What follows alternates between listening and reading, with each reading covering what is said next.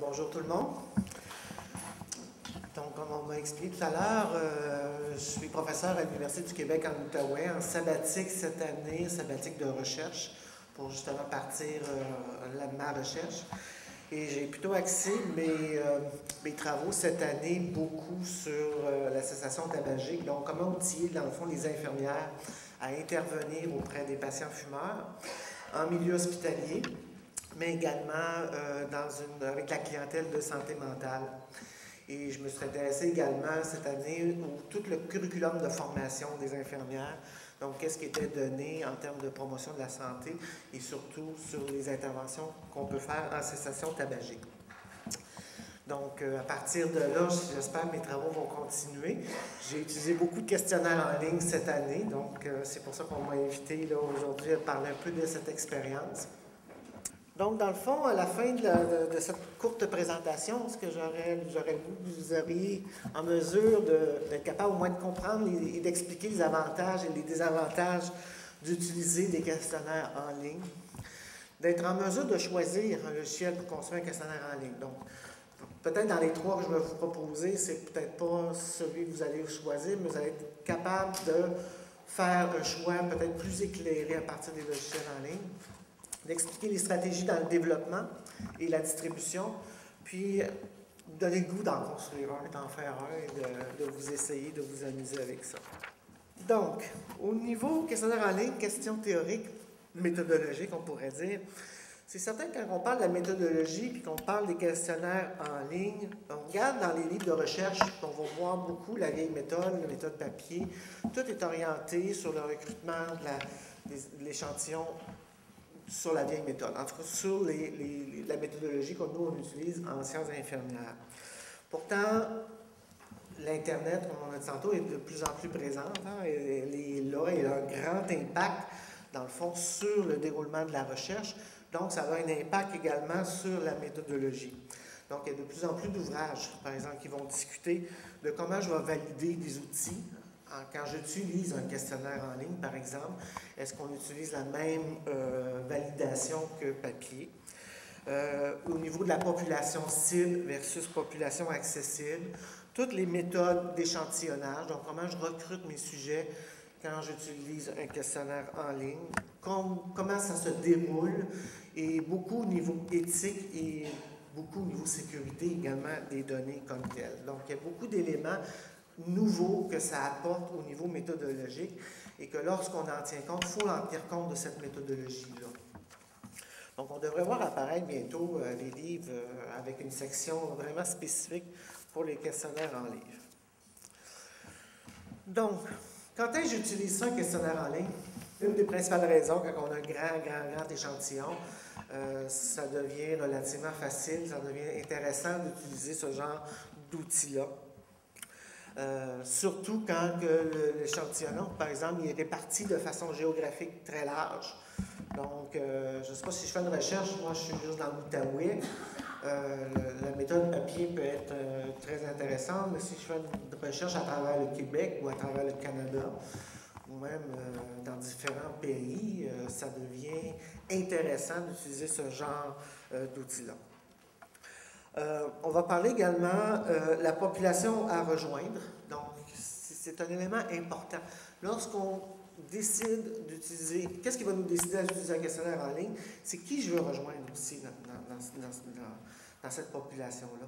Si, par contre, je veux rejoindre des professeurs ou des étudiants, ça devient devenu intéressant parce que la majorité ont des adresses courriels, donc la majorité ont accès à un ordinateur. Si, par contre, je m'intéresse à des populations très vulnérables, le nombre d'ordinateurs est peut-être beaucoup moins élevé et au niveau échantillon, ça peut être un peu plus difficile de recruter des gens. Donc, qui j'ai à rejoindre, c'est important aussi à se poser cette question-là avant de décider de prendre les questionnaires en ligne. Et ce qui est intéressant, les questionnaires en ligne, c'est que ça raccourcit beaucoup le temps par rapport aux questionnaires papier. D'imprimer, d'envoyer, d'attendre les retours.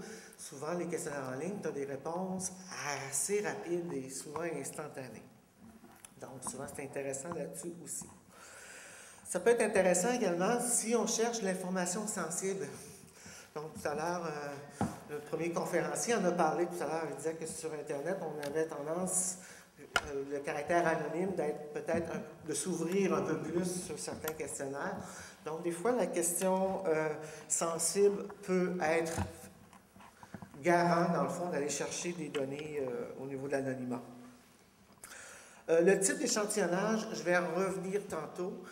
Si je choisis, par exemple, un échantillonnage non probabiliste, donc que c'est moi qui vais choisir de convenance, par exemple, c'est facile d'utiliser le questionnaire en ligne. Si je veux utiliser un échantillon probabiliste, là, ça complique un petit peu au niveau méthodologie, surtout pour les questionnaires en ligne. On va en reparler tantôt, j'ai une acétate juste sur les types d'échantillonnage. Et naturellement, j'ai un questionnaire, je veux utiliser du multimédia, je veux un questionnaire interactif, c'est nécessaire, je veux l'ajouter. Ça devient intéressant parce que ce genre de logiciel-là le permet. On peut mettre des images, on peut mettre du vidéo, on peut mettre... C'est vraiment ouvert, c'est vraiment intéressant ce point de vue-là. Donc, dans le fond, il y a plusieurs avantages à utiliser un questionnaire en ligne. Puis vous allez voir, les avantages, ils vont un petit peu sur l'utilisation, ça s'entrecoupe un petit peu. Donc, c'est sûr que c'est économique. On l'a dit tantôt, ça ne coûte pas cher. Bien, encore là, il faut s'entendre. Ça dépend à qui je m'adresse. Est-ce que j'ai les adresses courriel des personnes auxquelles je vais envoyer un questionnaire en ligne? De plus en plus, il y a des compagnies qui vont vendre également des lots d'adresses électroniques pour permettre justement de faire des questionnaires en ligne. Donc, ça coûte de l'argent, ces éléments-là. Mais c'est sûr que ça coûte moins cher, souvent, que format papier. C'est rapide, hein, c'est très vite, on l'a dit tout à l'heure. Donc, moi, lorsque j'ai commencé ma recherche, en envoyant le questionnaire, par exemple, je l'avais envoyé à 10h, à 10h05, j'avais déjà des réponses. Donc, pour vous dire, des fois, c'est extrêmement rapide à ce niveau-là. C'est efficace. Donc, quand même, lorsqu'on monte le questionnaire en ligne, on ne peut pas tromper l'ordinateur lorsqu'on ne veut pas qu'on se fasse tromper sur une question. Je donne un exemple. Si vous avez un questionnaire papier et qu'on vous dit de faire un seul choix, des fois, vous allez recevoir les questionnaires, vous allez en avoir 2, 3. Vous êtes obligé d'éliminer la question. Mais avec l'ordinateur, vous pouvez obliger la personne, elle ne peut pas mettre plus qu'un choix, l'ordinateur, le questionnaire ne le prend pas. Donc, vous pouvez, ça peut être efficace au niveau des questions comme ça. Donc, la bonne utilisation des types de questions. Il y a la flexibilité de l'aspect visuel. Ça, c'est le fun. C'est pareil au niveau papier, on a cet élément-là. Mais au niveau de l'ordinateur, il y a une grande panoplie. Donc, autant sur la couleur, la présentation, on peut intégrer des programmes, on peut animer du texte, on peut intégrer des vidéos, des images. C'est vraiment libre cours et si vous avez beaucoup de temps à mettre sur le montage de votre questionnaire, vous allez avoir, vous pouvez faire quelque chose de très, très, très beau. Contrôle des questions, des options de réponse. Ce qui est intéressant aussi, c'est que vous pouvez contrôler l'ordre des questions, ce qu'on ne peut pas faire avec, par exemple, le papier. Vous pouvez avoir, pour chaque personne qui va ouvrir le questionnaire, l'ordre des questions peut être différent. Donc, ça peut être intéressant si vous voulez faire avec un questionnaire en ligne, vous voulez faire un genre examen ou je ne sais pas trop quoi, vous pouvez aller chercher cette option-là qui permet, dans le fond, que les questions soient aléatoires à chaque fois qu'il est ouvert, le questionnaire. Ça évite les erreurs de transcription des données, parce que la majorité, on a un lien SPSS qui nous permet de transférer directement les données dans le logiciel SPSS. Donc, ça évite toutes ces petites erreurs-là qu'on faisait à retranscrire des données manuellement. Et ça sauve du temps, surtout. Par contre, c'est faux de dire que j'ai rien à faire avec le logiciel par la suite. J'ai toujours un petit peu de ménage à faire. J'ai toujours à revérifier, dans le fond, au niveau de mes données. Surtout, par exemple, si je n'ai pas mis des restrictions au niveau des caractères. Je vous donne un exemple, par exemple. Je demande l'âge des gens. Ça, je l'ai eu dans mes questionnaires. Les gens vont écrire leur âge, mais ils vont écrire à côté année. Donc, quand ils vont écrire 18 ans, parce qu'ils l'écrivent manuellement, quand c'est retranscrit dans SPSS, lui, il ne prend pas juste de 18, il prend 18 années. Fait que là, c'est plus une donnée quantitative, il y a des lettres après. Donc, il faut que j'aille effacer le petit année. Donc, mais on peut éviter ça en mettant une obligation qui est seulement qu'un chiffre. Mais il y a quand même du ménage à faire par la suite dans SPSS. Donc, on l'a dit tantôt, population et échantillon plus large, donc ça me permet de faire circuler. On peut limiter la circulation du questionnaire. Donc, le questionnaire peut être ouvert à large. Donc, tout le monde peut y répondre. Tu le reçois, tu l'envoies à ton ami, la personne peut y répondre. Il peut y avoir un mot de passe.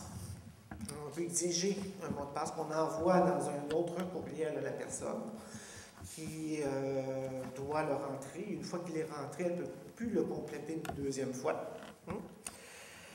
On peut mettre des restrictions aussi, que le questionnaire va reconnaître l'adresse IP, qui va faire que quelqu'un d'autre qui veut répondre avec cet ordinateur-là, avec cette adresse IP-là, il ne peut plus. Ou on peut le permettre à large. Ça dépend vraiment. Et tout ça, c'est des décisions que vous devez prendre quand vous faites votre méthodologie. C'est pas aller prendre une fois que la recherche est en cours, mais vraiment, ce sont des questions à se poser au moment où je décide de ma méthode.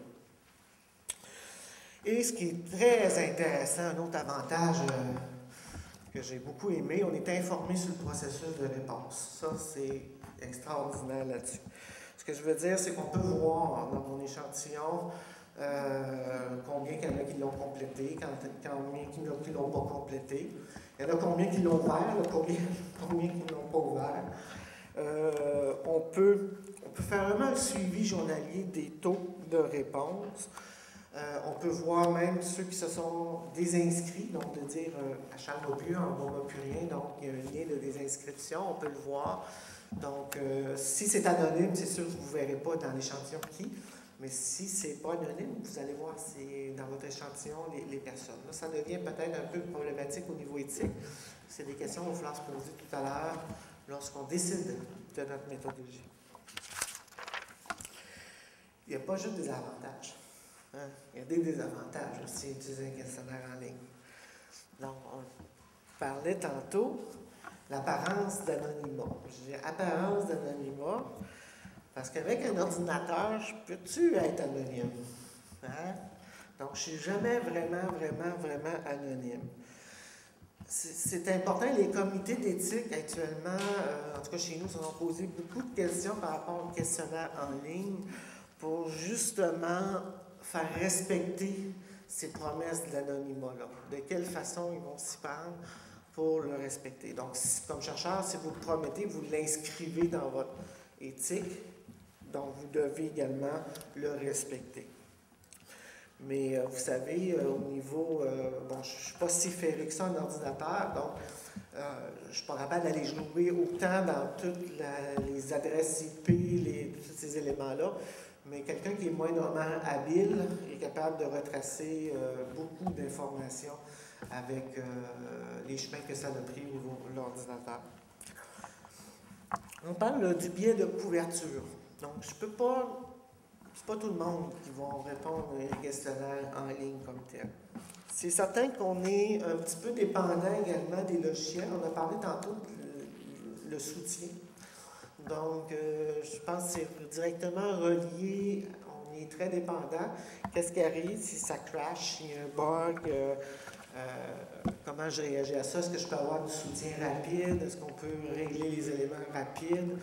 Des fois, je fais un questionnaire et je vais vous dire, moi, quand je l'ai envoyé la première fois, le premier questionnaire en ligne, je ne l'avais pas testé. Et je l'envoie et à un moment donné, j'en reçois des réponses et ils me disent, ben Mario, je clique sur le lien, puis ça ne fait rien, là. Qu'est-ce qu'on fait?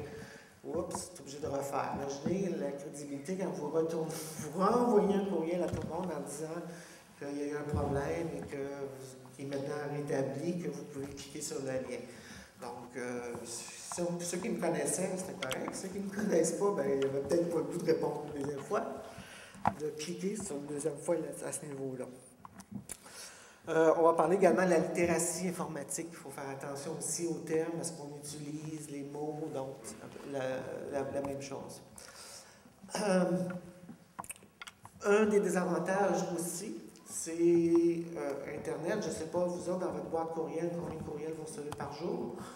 Moi, comme prof et comme directeur du département, je reçois à peu près une centaine de courriels par jour. Donc, les sollicitations par courriel, et j'en ai beaucoup.